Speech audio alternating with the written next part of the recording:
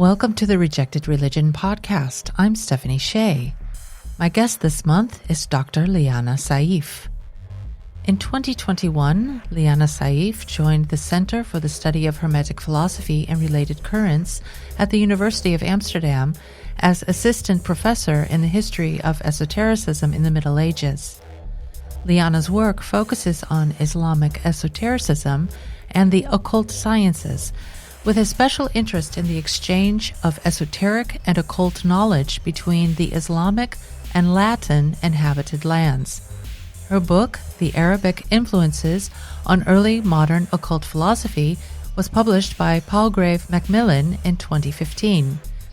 She is currently preparing a long-awaited critical translation from Arabic into English of the grimoire known as the Picatrix.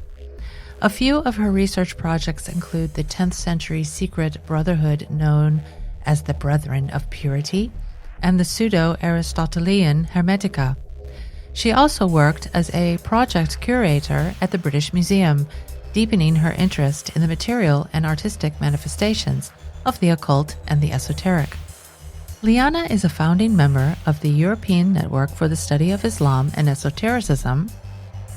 Editorial roles include being a board member for Aries, Journal for the Study of Western Esotericism, and Brill's Islamic Translation Series, and as an associate editor of the journal Early Science and Medicine. In this interview, Liana speaks at length about Islamic esotericism. This is an area of esoteric history that I haven't yet touched upon, so I was happy that Liana agreed to share her extensive knowledge on this topic.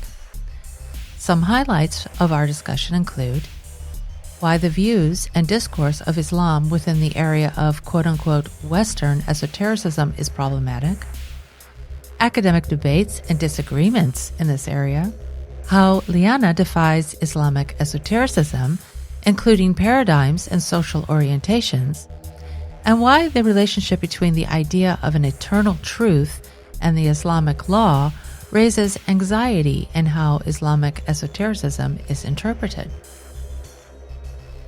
Liana also discusses her research that deals with the 17th century Maltese Inquisition, in particular the trial of Salem the Moor, a Muslim enslaved person who was accused of being a magician. This work is part of a larger volume called Magic in Malta, and Liana examines this trial on 3 interconnected levels and is a down-to-earth practical example of how magic was being used by people at this time. Be sure to check out the program notes for links to all of the articles discussed in this episode, and I hope you enjoy. Welcome to the podcast, Liana. Thank you so much for having me. I'm very happy to be here. I'm so happy that you are here. It's a pleasure to talk with you. I'm very happy to finally introduce the topic of Islamic esotericism here on the podcast.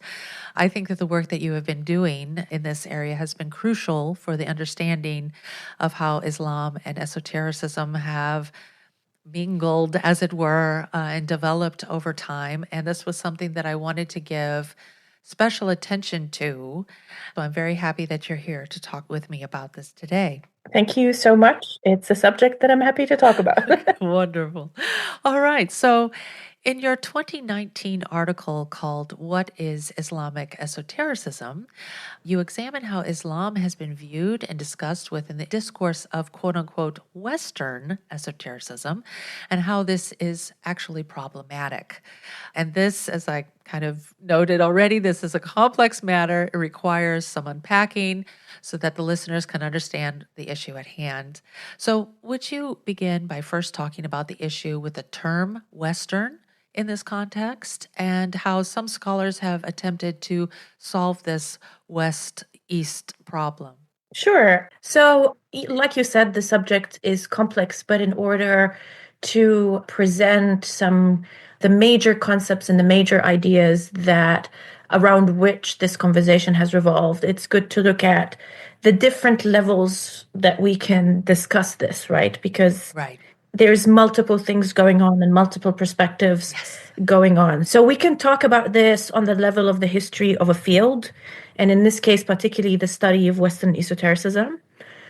We can, of course, talk about it in terms of the history of a term, and in this case, the West, or the adjective Western with a capital W.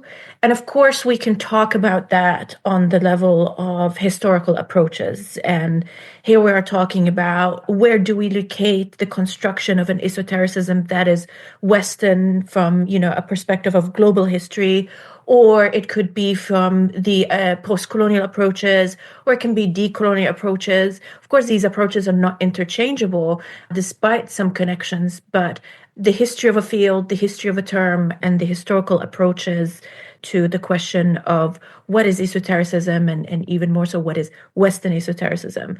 So let me tackle one at a time. Okay. So if we look at it from the history of a field, the academic study of Western esotericism, developed over the decades in successful ways, especially in the spheres of religious studies and history and the social sciences.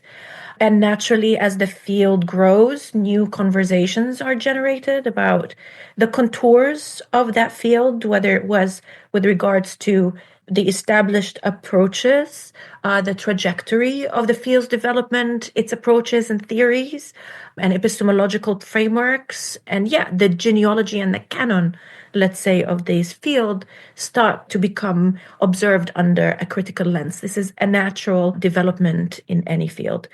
So in our specific case, the question was about the baggage that the term Western carries. And this baggage includes Eurocentricity, Enlightenment value, especially Europe's monopoly on reason. And therefore, what's beyond Europe is framed as something different to reason, from being unreasonable, superstitious, irrational, to another type of, let's say, spiritual, esoteric realms, right? Mm-hmm. And so colonialism also is part of that baggage of the emergence of the West as a civilizational identity. And so in the conversation about the Western and Western esotericism, many scholars are highlighting this baggage, because the argument basically is around the idea that the West, to call something Western or to say that something belongs to the West, is basically confirming a civilizational identity that has been built almost from from Plato to NATO type of narrative, right? And I'm using here David Gress's book title, From Plato to NATO. And this is this idea, that this notion that there is this continuous, self-contained intellectual and cultural tradition that defines the West, right? So it is really more of a modern invention, one that often smooths over messy, interconnected histories of ideas, movements, and what whitewashes the imperialistic and colonial underpinnings of these movements and the development of these particular ideas. So originally, the West was a directional concept, right? Something is Western, as in in the direction of the West. But from the early 19th century onward, it became something much more. It becomes a sociopolitical idea that was shaped in oppositions to things like, Russia, the East, or the Orient. So it was really a tool for forging national identities. And of course, as such, it was tied to colonialism and the idea that the non-West was somehow backward, inferior, or different. So when we call something Western, whether it's a cultural movement or a set of ideas, we have to ask, was it actually identifying with this concept of the West, or are we imposing that label retroactively? In a very simplistic, reductive way, take someone like Marsilio Ficino. He never would have called himself Western, right? But he would call himself other things, because in the Renaissance, in the context of Marsilio Ficino's humanism, there was these other constructs that early modernists were understanding themselves and their identities in relation to. So in the case of Ficino, this notion of the ancients versus the modern, right? Mm-hmm. So you'd have to take each epoch and look at the epistemological framework and how these agents were constructing the framework for identities, how they wanted to be seen by their readers and by their patrons. And and how that becomes a cultural movement, is if it makes any sense. So the whole idea of Western esotericism as a category is then something that came much later. But it's important, I think, to be critical about how we use these terms and what narratives they reinforce. And I also would like to emphasize, because this point often gets lost, is that this is not about rejecting the term Western esotericism or denying its existence. Rather, it's about recognizing that the category itself is historically constructed and has limitations. So esoteric currents that actively engaged with this socio-political concept of the West from the 19th century onward, exist, whether it was traditionalism, European traditionalism, with its critique of modernity as a disease corrupting the West, or other movements that positioned themselves within or against this framework. So the point is not to erase the term, but to be precise about what it actually describes and what it excludes. And we're not unique in this at all. Like the study of Western esotericism, it's not unique in this. Other disciplines have been through it. And I can give the example of the discipline of Western philosophy, right? We had departments in universities of Western philosophy. And so that conversation did take place within that discipline. So if we look at it just, as a side note, but hopefully to kind of demonstrate the implications of the question. So just take a look at how philosophy itself was framed. For example, famously in Bernard Russell's History of Western Philosophy, published in 1945, and other texts like this. All of these texts tell a history of philosophy that is understood to be Western by default. So the implication is that Western philosophy becomes that it is just philosophy, full stop. While everything else, whether African, Indian, Chinese, either doesn't count or exist as a separate category or even lesser category. So this creates a canon. And a kind of a canon is a grand historical narrative that then privileges certain figures and ideas and political events that map onto the construction of the identity of Western. So in the case of philosophy, you have someone like Robert Bernasconi, who points out that when we do talk about something like African philosophy, it's often put in a double bind. Either it's treated as so radically different from Western philosophy that it's almost unintelligible to it, or it's forced to conform to Western philosophical standards, making it seem something like maybe derivative or aren't original. And the same thing happens in the study of esotericism. So the label Western is not neutral. It constructs a whole tradition, whether as a study or as the esoteric traditions themselves, by exclusion and reinforcing the idea that certain esoteric traditions belong to the West while others do not. And it's almost like their interaction is limited to transference and notions like influence, right? But if we start questioning this, let's say, again, in the case of philosophy, it opens up new possibilities. And it's the same thing in esotericism. So instead of forcing traditions into a mold of Western esotericism or keeping them entirely separate, we can start seeing these ideas in a much more, let's say, interconnected, fluid way that actually does justice to their actual histories, including esoteric currents that were formed within the rise of the consciousness of a West, right? So I hope that I looked at it so far from the field, but also from the term West and Western.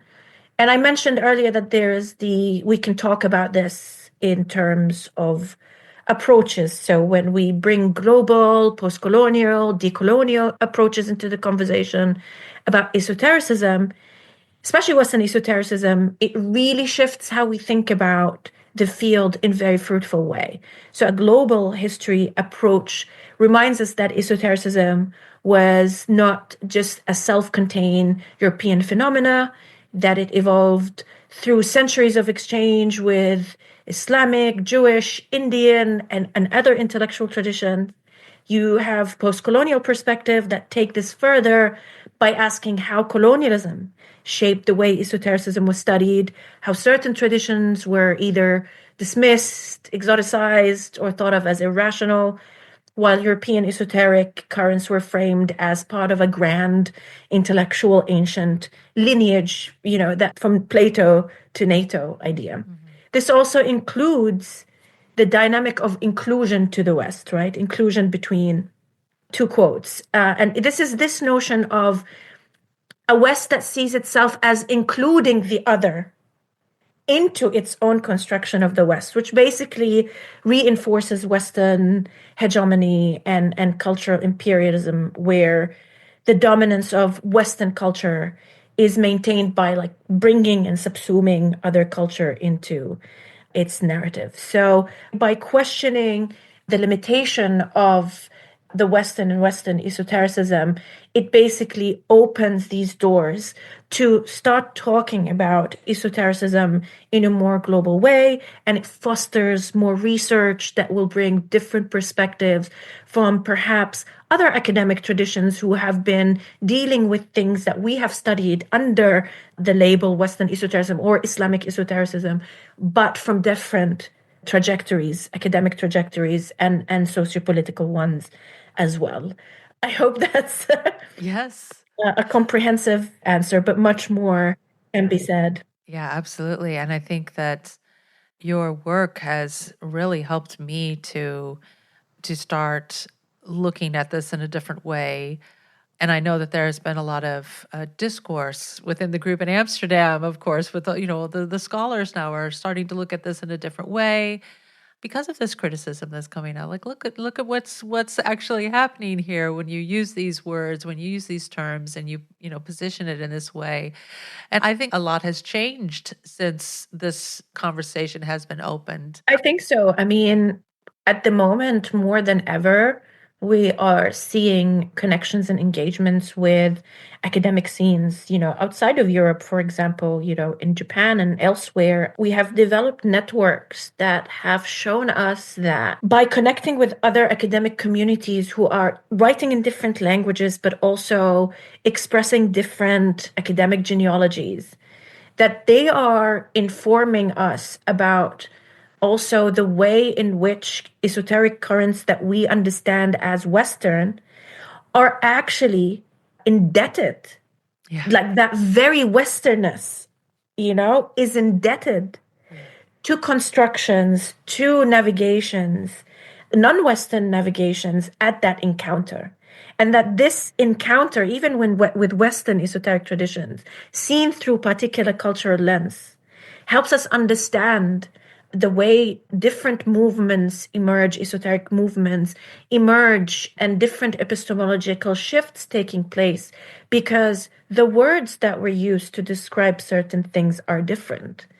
And different concepts, different lenses, different biases has colored certain conversation. It makes us think, oh, perhaps we inherited this bias with, perhaps we should shift the lens into something else, into a different one, to see how that phenomena is seen differently. And that, of course, makes the view more global.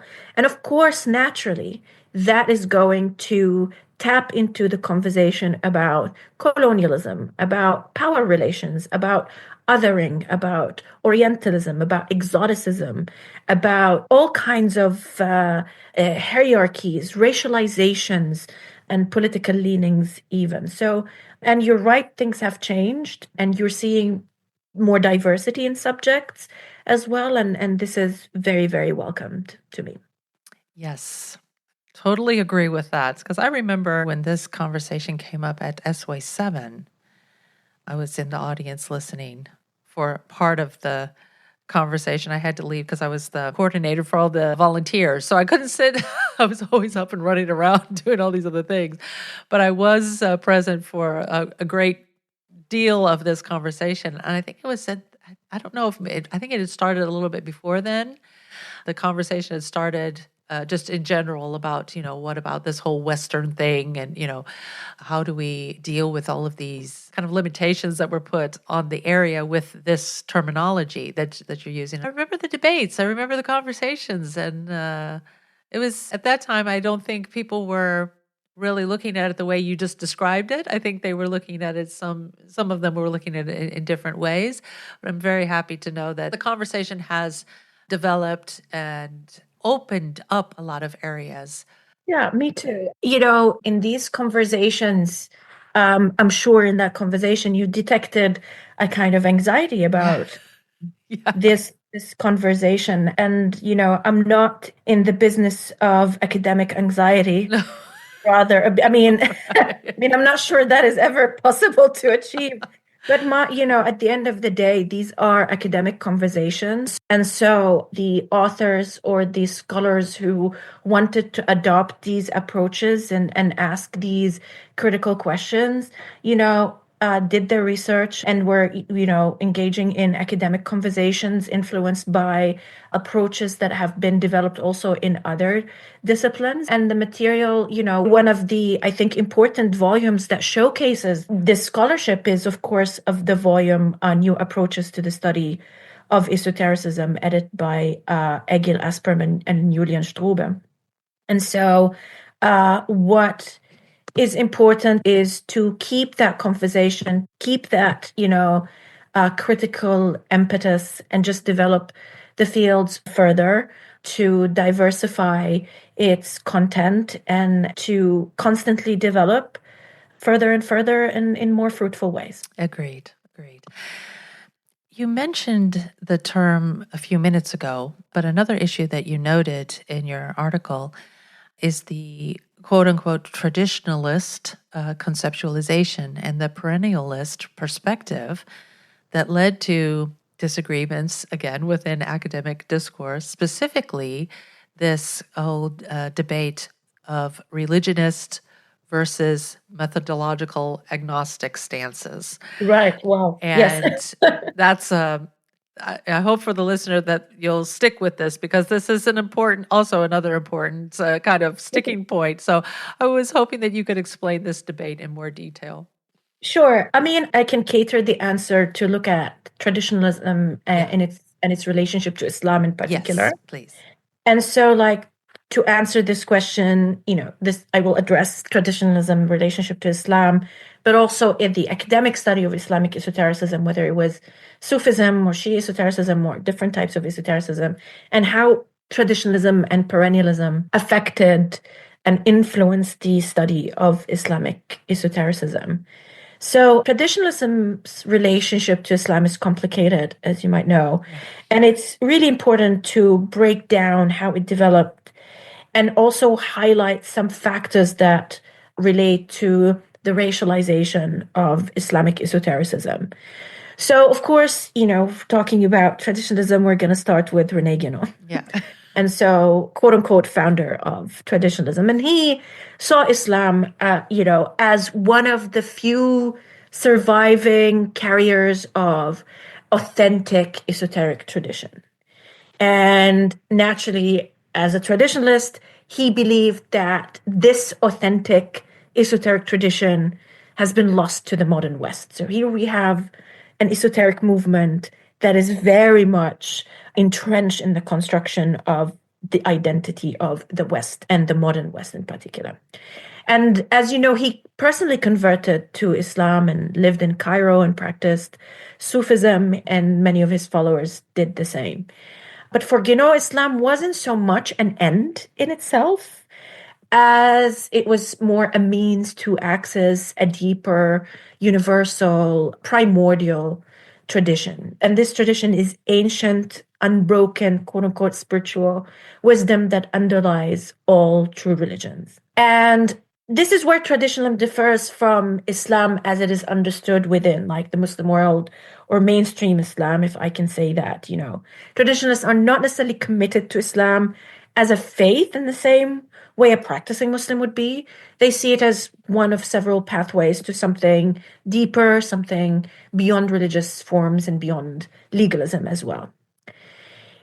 But then this also was not taking place neutrally. It was happening at a time where religions and esoteric currents were being racialized, right? Which makes it even more trickier. It was also in the context of Orientalism and Orientalist studies, whether that was in academic circles or it was actually in Western esoteric circles, as we see, for example, in Theosophies, Orientalism. And in these movements, in these circles, many of these esoteric ideas are deeply racialized.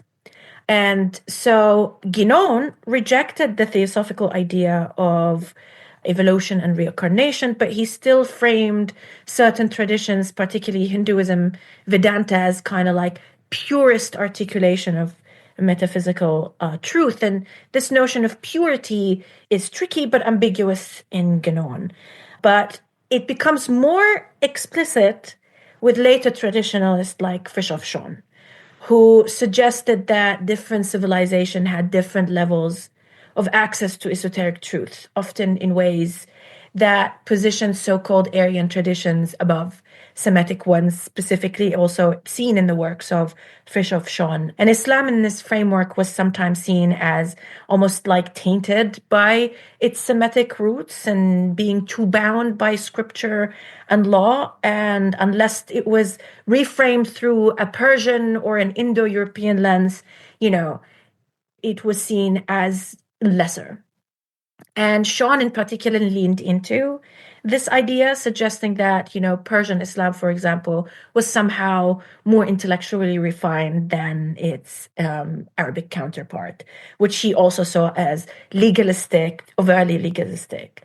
So traditionalism's relationship with Islam is very much entangled in these Orientalist and racialized perspective. And sometimes it can be ambiguous, but a lot of times it can actually be sinister.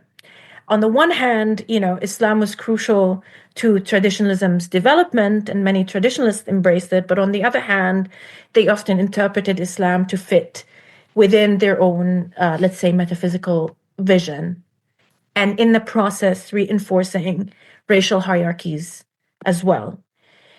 Now, despite this, there is two scholars that we can look at that will help us go from this conversation about traditionalism on hierarchies, esoteric, racial, or whatever, and look how that became part of an academic conversation about Islamic esotericism. And to do that, we can look at two particular scholars, Sayyid Hussein Nasr and Henry Corbin.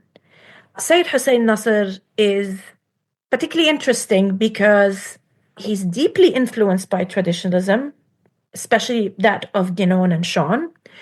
But he's also different to them. He takes their framework, but he roots it much more firmly in Islamic thought.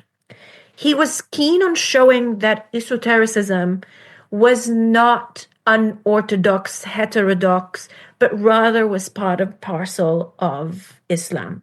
So unlike, you have Guénon, who saw Islam as one path to the primordial tradition, but Nasr insists that Islamic esotericism, whether it was Sufi or Shi'i, it isn't fringe mystical element, but an essential part of Islam itself. And he calls this traditional Islam.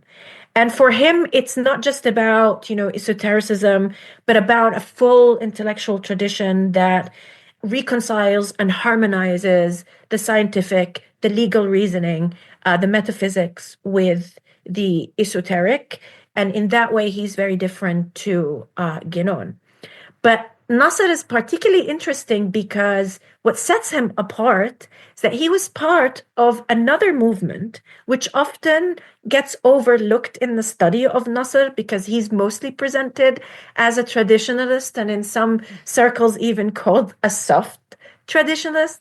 But Nasr was involved in a movement called the Islamization of knowledge. And, I can say a lot about this, but it emerged in the 20th century, in the 70s. And the central idea is that Islamic epistemological frameworks are reconcilable with modern scientific frameworks. So you can find harmony between traditional Islamic knowledge and modern knowledge, to cut a very long story short. And so with Nasser, instead of rejecting modern sciences completely, as some traditionalists do and some, as Guénon did, he argues that science needs to be grounded in sacred knowledge because Islamic sacred knowledge and science are reconcilable. And real understanding really comes from a divine source and not just from empirical observations, but they can work together. So while he shares traditionalism, critique of modernity, he does take a more different and a little bit more historical approach.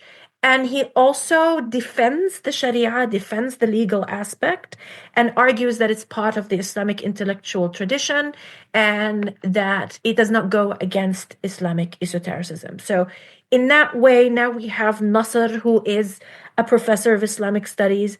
He has become a very central figure in the study of, quote unquote, Islamic mysticism in its Shi'i and in its Sunni and in its Sufi ways. So here we start seeing that coming together of traditionalist affiliations, but also his work as a historian and his identity as a Muslim. But we also can't talk about the entrance of Islamic esotericism into, let's say, Western academic discourses without talking about Henry Corbin, who was a dear friend of Sayyid Hussein Nasr. Of course, Henry Corbin was not a traditionalist, but he was a perennialist, and he played a key role in shaping how Islamic esotericism is understood, especially in Western academic circle. But as I said, his approach is distinct from traditionalism, although he is a perennialist. He had a deep fascination with Shi'ism, and Corbin's contribution to Islamic esotericism can be seen in the way that he centered Shi'i esotericism into the conversation in a way that was not the case before. And he produced a lot of translations and work by Shi'i esoteric authors. He also, put on the map Suhrawardi's Illuminationism and Ibn Arabi. And so much of the understanding of Islamic quote-unquote mysticism and esotericism in Western esotericism, but also in Islamic studies, right, often leaned on Henry Corbin. And for him, as I said, he centered Shi'i esoteric dimension, but he adopted a trans-historical approach, which makes him different to Sayyid Hussein Nasr. And he saw this trans-historical esoteric tradition as something that stands apart from law. It stands apart from politics. And he draws a very strict line between exoteric religious structures and esoteric knowledge. And in his vision, he saw Persia as the geographical and mythical center of Islamic esotericism, with its roots in ancient Zoroastrianism. And so for him, Islamic esotericism is Shi'i, is Persian, and it's part of a trans-historical view of a perennial esoteric tradition that is distinct from law, Sharia, and politics. But by, emphasizing esotericism to such an extreme, he often downplayed or even ignored the role of the Sharia and legal tradition, which is something that Sayyid Hussein Nasr explicitly criticizes in Corbin's approach. And with Nasr, he actually brings together Sunni and Shi'i traditions. And as I said earlier, whereas Corbin presents it as something heterodox, something that finds its esoteric value outside of Islam, whether that was Zoroastrianism or Indian traditions, etc. Whereas Sayyid Hussein Nasr tries to show it as part of Islamic intellectual tradition. And so to circle back to your question about how do we navigate this in the study of Islamic esotericism, how do we navigate religionist approaches and the affiliations of some of the scholars that we're looking at. This shows that the subject of Islamic esotericism is new. And so we need to approach it more widely, more systematically, more historically, because people like Corbin and Nasr, they sit in a liminal space between academia and personal affiliation. And so in my article, What is Islamic Esotericism?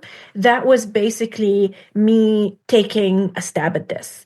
If we look at Islamic esotericism as a construct that existed from medieval times with which Western esoteric tradition interacted, for example, traditionalism, then traditionalism and other Western esoteric movements that were influenced by Islamic esotericism can be seen part of the long history of multiple traditions entangled with the Islamic one. And traditionalism is one of those. And so as scholars, we need to start thinking about it more, as I said, systematically and ask ourselves, what did Muslims think constituted the esoteric and how that changes and shifts over time? It's not something strict, it's not something that is fixed, but it's a central notion to Islamic exegesis that gets navigated and constructed and reconstructed with the different events and different epistemological shifts that people go through across time and entangles with other traditions. So this is what we need to do. As I said to you, the study of Islamic esotericism is pretty new. And so I hope this encourages people to engage further historically with this subject. Well, I would encourage everyone to read your article, What is Islamic Esotericism? Because I think you do an excellent job of putting it all out on the table. And you go very carefully and methodically through each different area, through the different sections as you lay it out. You really organize it well.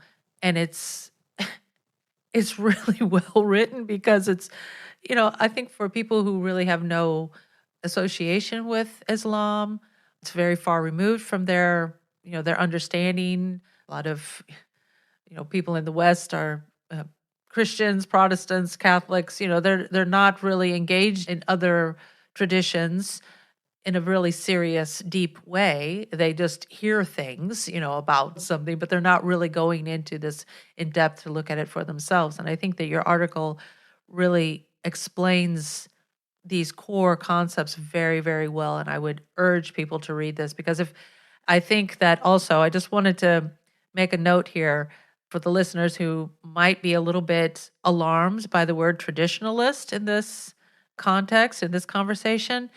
Traditionalist, I think, is kind of like a scare word now for many people. They don't like to hear that word because they associate it with people like Evola. Yeah. And what we're talking about here is not that. So, right? I mean, we're not talking about what Evola was using the term there. We're not talking specifically about how Evola, dealt with the term, but as I mentioned earlier, traditionalism is a huge movement, right? Yeah. And the Orientalist background that I mentioned and the racialization of esoteric traditions that do take place, as I mentioned, they can be from ambiguous, but it can also be taken up in ways that serve, fascistic ideologies, as we see in Evola, who also used Islam to further his ideas about order and his fascistic vision. And so when we talk about traditionalism, any anxiety that comes from that, that's okay. That's okay. And as historians, we are able to talk about any movement in its multiple stages of development in the different ways that it gets expressed, from the ambiguous, as I said, to the sinister. So Islam was very important to some of, for example, as you mentioned, Evola, but others, in the way that, traditionalism was constructed, whether it was in Guinon, in Frishofshon, or in Evola. So I'm not particularly talking about the case of Evola here, but we can, and it's warranted, and it is important. Yeah.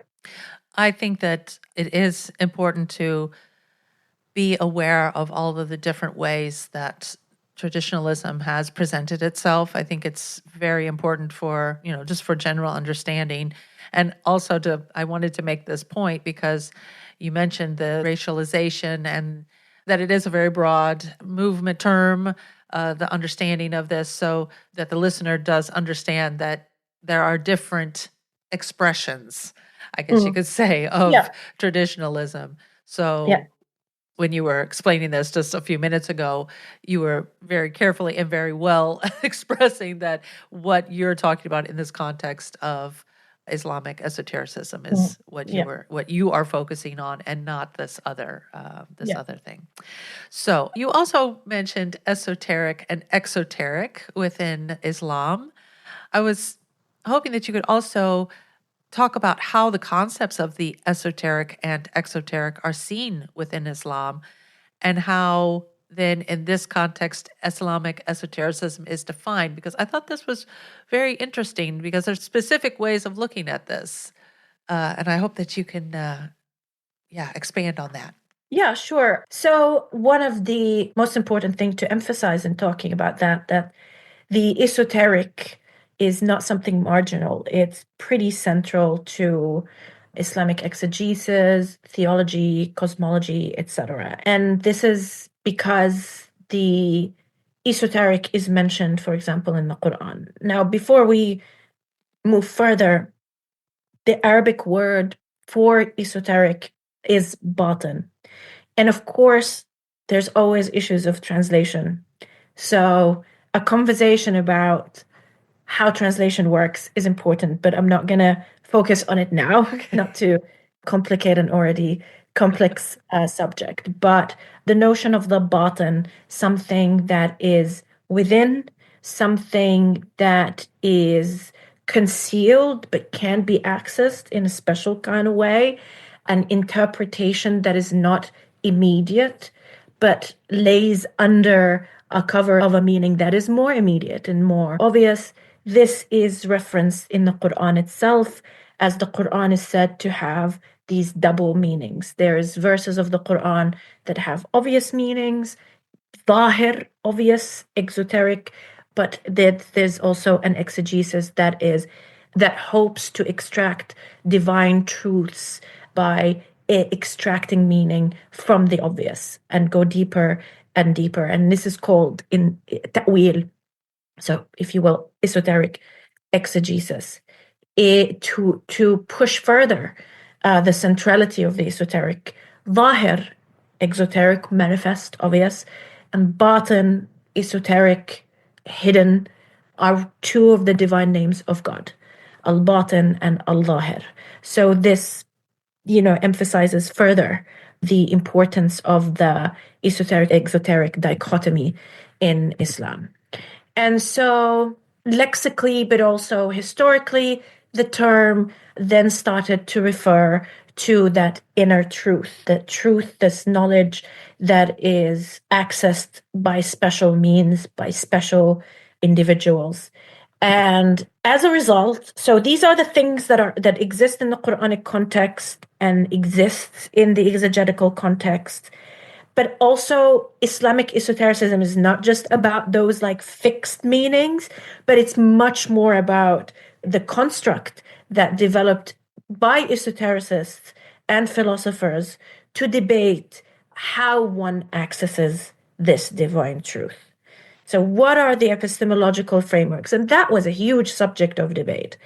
Do you get inner hidden truths by intellectual means, by thinking scientifically, by approaching causality, causes, effect, natural philosophy, or is inner hidden truth only attained by revelation as a result of soul work? And these kind of debates exists in almost all discussions of Islamic esotericism. So the question of how is just as important as the question of what. So that is how I see Islamic esotericism. And so with different developments, with the development of Sufism, Islamic esotericism takes on, a Sufi revelatory framework, but also with the translation movement and the permeation of Aristotelian, Neoplatonic language of the soul and the anatomy of the soul, Islamic esotericism use those concepts for interiorization of experience. So it depends on the different contexts. Islamic esotericism and esoteric exegesis is negotiated in different ways. So this is how I view very widely the notion of Islamic esotericism. I thought this was interesting because a lot of the time, the words, at least the way I had heard the words used, esoteric, exoteric. Exoteric was just like for the masses, and esoteric was for this special group of people. Mm. But how you're explaining it is that they're both for everyone. It doesn't matter if it's because they're both present in the Quran, and people can experience both as they practice, as they worship, and as they listen to the Imam talk about the Quran and the deeper meanings of the verses. And I thought this was, I don't know, I just thought that was very special because the terms are just kind of thrown around. Oh, that's just for the masses. That's just for the general people, that kind of whitewashed. But, this esoteric stuff, this is the nitty gritty for the special group of people. Mm. And I like the way that Islam just puts it together and just says, this is actually for everybody. You just have to do the work to be able to find these little esoteric gems. Yeah, I mean, if you think about, like, for example, that one of God's divine names is Al-Batin and Dhahir. And so, by recollecting the divine names, you are engaging in attaining the power of these names, even, in practices like dhikr, which, every practicing Muslim does, whether in prayer or in any ways. But that is not to say that, elitism did not, creep into the Islamic esoteric situation, because, claims of attaining hidden knowledge, they come also with a lot of baggage of power. People who claim to have access to hidden truths are often assuming a place of privilege and position of power. And so you do get, of course, this conversation about this is knowledge that should be hidden from the masses and the common people. But I see this less secrecy in the old school sense, but more as like gatekeeping spiritual expertise. The Sufis, they're a community of spiritual experts, right? Yeah. They have their techniques, they have their lingo, they have their language. And so this is where so it's not so much just the elitism of the spiritual elite, but it's that embedded elitism of any group of experts. Yeah. Right? When you go to the university and you want to become an expert into something, the first thing that you go like, oh, I need to learn the language of this. Yeah. I can speak English. I can't necessarily write, an academic piece and present it. So, now I need to, to linguistically refine myself. I need to epistemologically refine myself. And there you become an expert. And an expert is of service to community and is of a status of power, because you have an expertise that society or individuals are going to come to seek from you, whether as a Sufi sheikh or a master, alchemist or a master artist or calligrapher, right? Right. Point taken. Yeah. Point taken. Section 5 of the same article delves into the paradigms of Islamic esotericism, which you call revelatory versus intellectual, and also the social orientations of Islamic esotericism that you call personal versus communal. Could you give an outline of these terms and then expand on what these entail? Sure. From a wider perspective, we are talking a little bit about, styles of piety that coexist in Islam as well. You have the realm of the community, the ummah, and so there's a lot of effort to express piety in a collective sense. But also there is the personal aspect of piety with terms like, taqwa, ikhlas, and these are these feelings that one has in their private moment connecting with God. But they are not separate things, right? Islam and Orientalism has often presented the esoteric and the spiritual as being the realm of the private. And that's obviously a very Christocentric Protestant notion that was applied to Islamic piety. And so Islamic esotericism reflects those tendencies as well, you know. So it's a spectrum. It's not necessarily that, you know, one group doesn't care about the communal and another group is like selfish and just focus on the personal.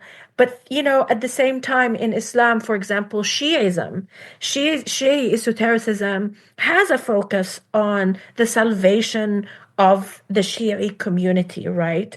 And so there is a collective sense here, whereas, you know, the Sufis, although they are part of a tariqa or a path or Sufi orders, so there is the community aspect, but the ultimate salvation, the soul work, the ultimate goal is annihilate the individuality of oneself completely so that they are in close proximity to God.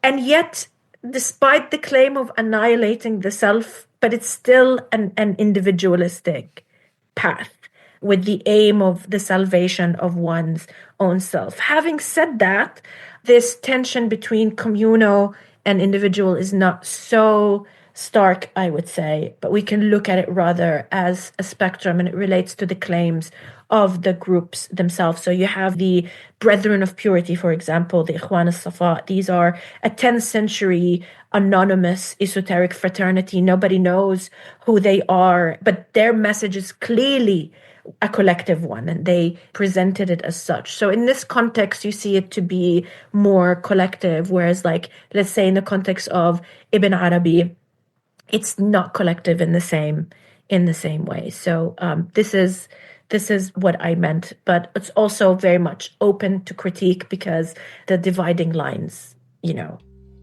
are not so clear in this context. Yeah.